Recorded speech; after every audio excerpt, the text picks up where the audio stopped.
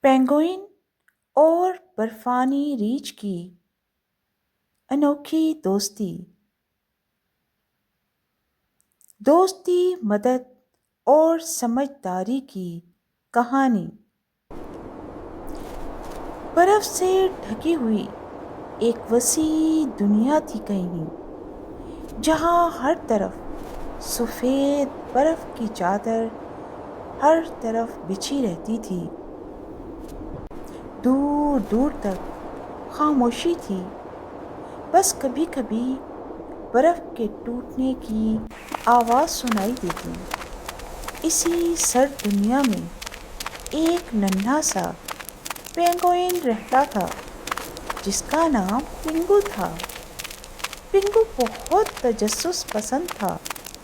وہ برف پر پھسلتا، پانی میں غوطے لگاتا اور نئی نئی جگہیں دیکھنے کا شوقین تھا۔ ایک دن وہ کھیل ہی کھیل میں اپنے ساتھیوں سے بہت دور نکل گیا۔ اکیلا پن اور خوف۔ اچانک تیز برفانی ہوا چلنے لگی۔ پنگو کی چھوٹی سی چونچ کانپنے لگی۔ اس نے ادھر ادھر دیکھا مگر کوئی نظر نہ آیا۔ میں راستہ بھول گیا ہوں، وہ خود سے آہستہ سے بولا۔ برفانی ریچھ سے ملاقات۔ اسی وقت ایک بڑا سا سایہ پینگوئن کو نظر آیا۔ یہ ایک برفانی ریچھ تھا جس کا نام نور تھا۔ پنگو اسے دیکھ کر گھبرا گیا۔ ریچھ عام طور پر بہت خطرناک سمجھے جاتے ہیں، مگر اس ریچھ نے نرمی سے کہا، ڈرو نہیں میرے چھوٹے دوست، تم یہاں اکیلے لگتے ہو، شاید تم راستہ بھول گئے ہو۔ غیر متوقع مہربانی۔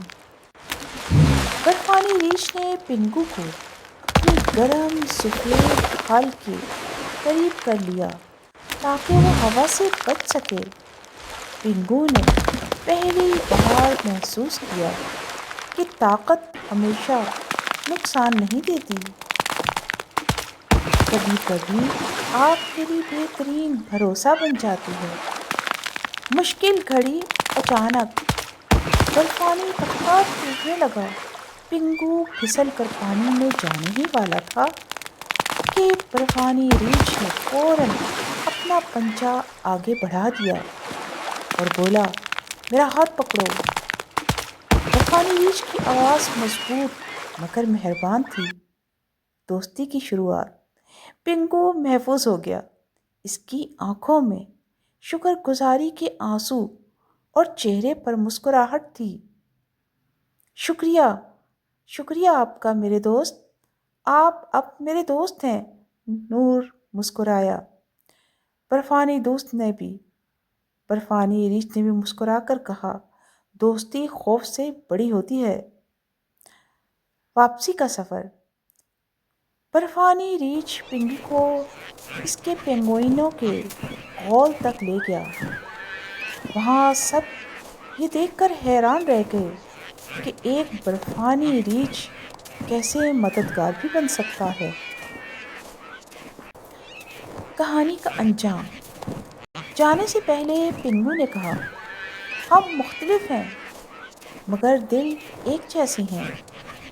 برفانی ریچھ نے جواب دیا، برف سب کو ایک جیسی ٹھنڈک دیتی ہے اور دوستی سب کو ایک جیسی گرمی دیتی ہے۔ دوستی شکل یا طاقت نہیں دیکھتی، مدد کرنے سے دل بڑے ہو جاتے ہیں۔ خوف کو سمجھداری سے شکست دی جا سکتی ہے۔ دوستی ہمیشہ کے لیے قائم رکھی جا سکتی ہے۔ یہ انوکھا احساس ہر کوئی محسوس کر سکتا ہے۔ یقیناً آپ کو میری یہ کہانی بہت پسند آئی ہوگی۔ میرے چینل کو سبسکرائب کیجیے تاکہ آئندہ بھی آپ کو ایسی ہی مزیدار اور انوکھی کہانیاں دیکھنے کو اور سننے کو ملیں۔ شکریہ۔